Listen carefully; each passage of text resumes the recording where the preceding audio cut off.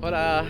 Welcome back to the Five Rose Project, y'all. My name is Gerard, and in today's episode, I'm going to be exploring the secretive little neighborhood of Beechhurst, which is a component neighborhood of the larger neighborhood of Whitestone. So, I live about 20 minutes away on a bus ride. So, I'm making my way to the bus right now, and it's February 2nd, 2021, and we just had a nor'easter here in this part of Queens. Yeah, so we're covered in snow, and I just thought, hey, I always spend snow days indoors. Why not give outside a try? And so today I've decided to go after this little neighborhood. And yeah, I'm into it. Let's do it.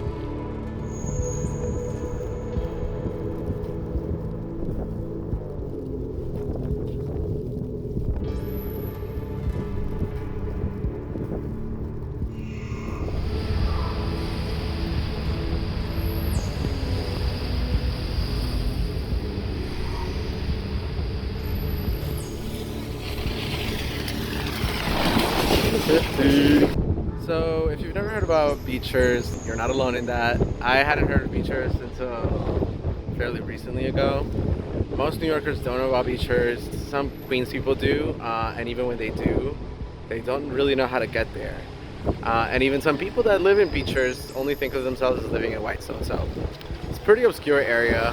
The only people truly acquainted with it are the people that live there. That's really because they're the only ones with a motive to go there, which means that unless you live there or you know somebody that lives there, there's really no reason for you to go to Beechhurst, except if you're trying to cover every neighborhood in New York City, of course. So I just wanted to explore the simplicity of this neighborhood, and I hope you guys enjoy it. All right, y'all, so I basically made it to Beechhurst. I'm at the northwestern corner. I want to walk down the western edge just to check out this neighborhood's kind of like its mercantile side. So one street where there are some businesses, Riverside Grill. Obviously it's closed because nobody's gonna eat outdoors in this weather.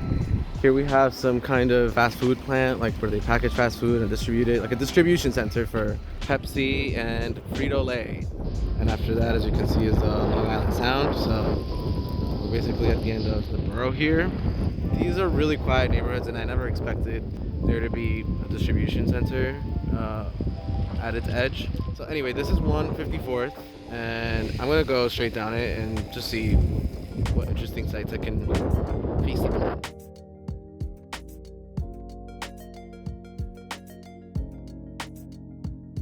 There are some restaurants in this neighborhood. We have Health Kitchen over there. We have homemade Greek specialties, and of course a Chinese restaurant. It's actually pretty dope.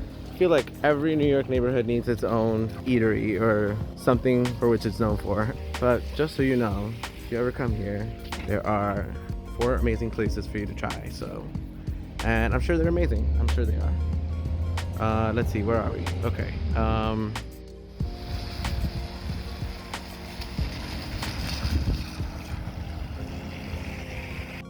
So we basically made it to the southwest corner. Now I'm in the interior of the neighborhood, and I'm headed towards the apartment complex side of the neighborhood, which is really where most of the interest points are. Really, this neighborhood is divided into 2 areas, which is the bulk of it, the interior, which I'm in right now, which is largely residential.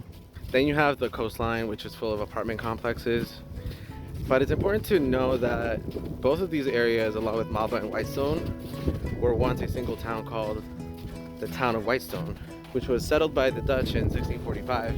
Then came the English, and there's this guy named Francis Lewis, who, if you're from Queens, you've heard that name before. There's a street named after him, a high school named after him. He signed the Declaration of Independence because he was a New York representative.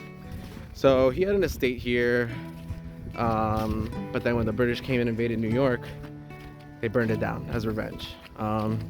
He kept his estate. There were a few other landowners here, but the number 1 person with land here was the guy named W.W. Kreider. And this dude had basically like over 50% of the land here. Really, it was only fairly recently that this place became a neighborhood, and the reason or how it became a neighborhood is because their estate started to be sold off piecemeal, so they would sell it to individual developers. So there's really not a whole lot left from that legacy from those times. There are 2 things which both are related to Mr. Kreider's. This lane right here that we're walking on, it's Kreider's lane. And in the olden days, this country lane was kind of like the guy's driveway for you to enter his estate.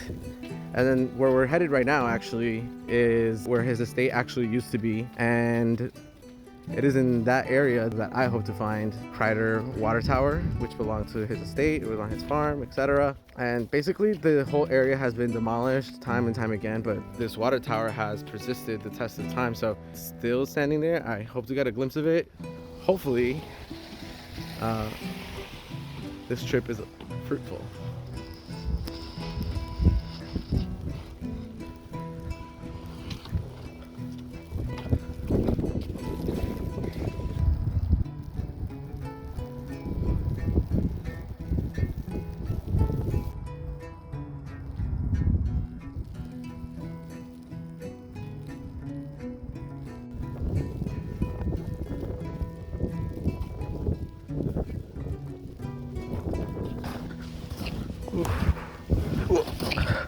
I would say that's like at least 18 inches, at least.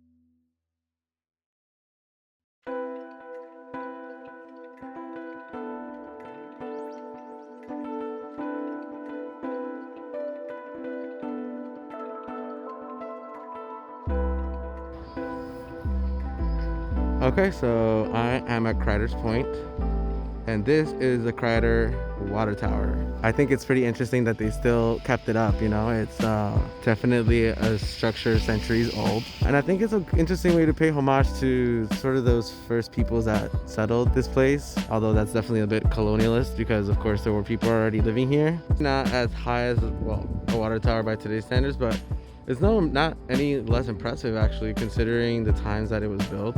And as you can see, it's been painted over to kind of like blend in with the other architecture. It's pretty cool that Mr. Kreider's legacy still lives on, in a way. Okay, so we're officially in the other part of the neighborhood. And as you can see, it's really dense with apartment buildings in every direction. So as I said earlier, it wasn't until the turn of the century that this area began to see the first innovations, transform it from farmland to a neighborhood. And that was really like along the coastline of the neighborhood. They built these opulent mansions for the wealthy and rich.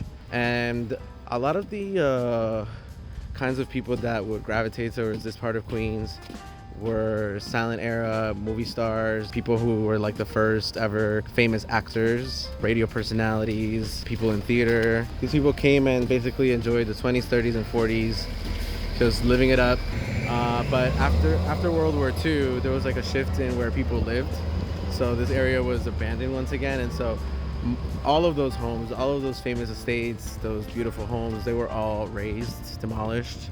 And this is what you have now. You have an entire citadel, basically, of 8-story buildings. So the only house that wasn't destroyed or demolished or whatnot was the house owned by Arthur Hammerstein and Dorothy Dalton, where we're headed right now. But basically, Arthur Hammerstein was like this theater manager. He was like a big shot back in that day in the theater, and back then, theater was still more popular than going to the movies. The movies was still like a novelty. And his wife, Dorothy Dalton, was just as famous. She was one of the earliest silent movie stars, and she starred in, I think, over 50 films over a 10-year span. So yeah, she made bank. And you had other stars come and visit this place quite often. Even when the towers went up, you had names like Mary Pickford and the Marx Brothers and W.C. Fields and basically other people that were early pioneers in cinema and radio and all these other modes of communication that arose back then.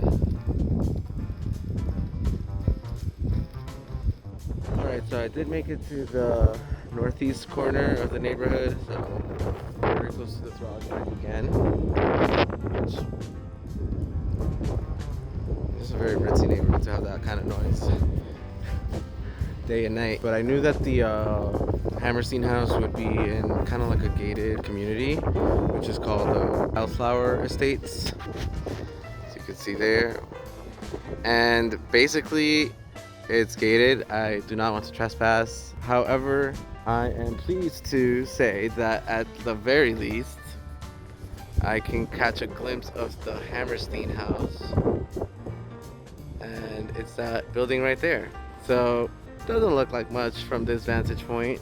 I agree that it's definitely not ideal. But you know what? It's there, and it's pretty cool that some little bit of that history still lives in that house and whoever may occupy it. So yeah, that's the Hammerstein house. Let's see. Oh, they definitely got a bomb ass view of this fucking place.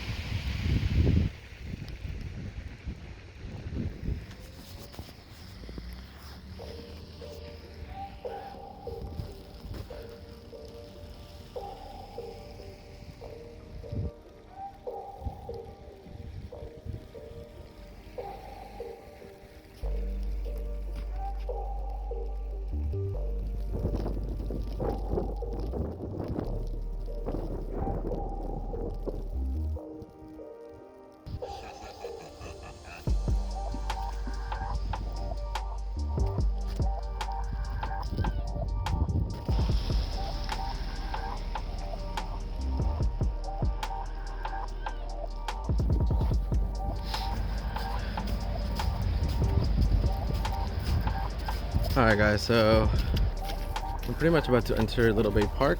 Kind of nice. Got a nice view of this bridge right here. That's the Throg's Neck. You can see that back there. It's shrouded yet in clouds. Yeah. It looks as inviting as ever. These guys never gave a fuck. They did not migrate. They're like, we're staying here for the winter, deuces. Alright guys, I'm in Little Bay Park. You can see it's a pretty large area. That's the other side of the park, which is Bay Terrace,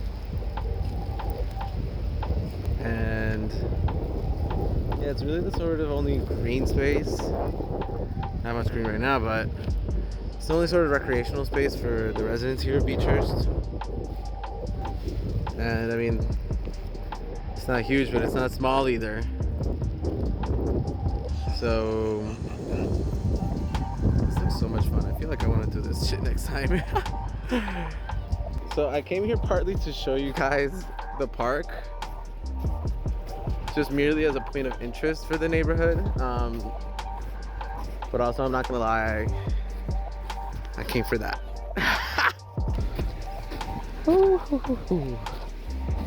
Yes. Oh my fucking god. Oh great, it's not locked. It's great. Woo. Alright y'all, so I'm gonna show you how to use this porta-john. So really what happens is gross. Ew. So this is pretty much it, y'all. This is Beechhurst. I hope you guys enjoyed the video. I know there wasn't a lot to see, but that's how some neighborhoods are. It just happens to be like that. And that's fine too. So I hope you guys enjoyed the video. I hope you guys took something from it, and I hope you guys are somewhat motivated to maybe one day come and visit Beechhurst. At least you know there will be public bathroom facilities available for you. And so, yeah, I'll see you guys in the next one. Peace out.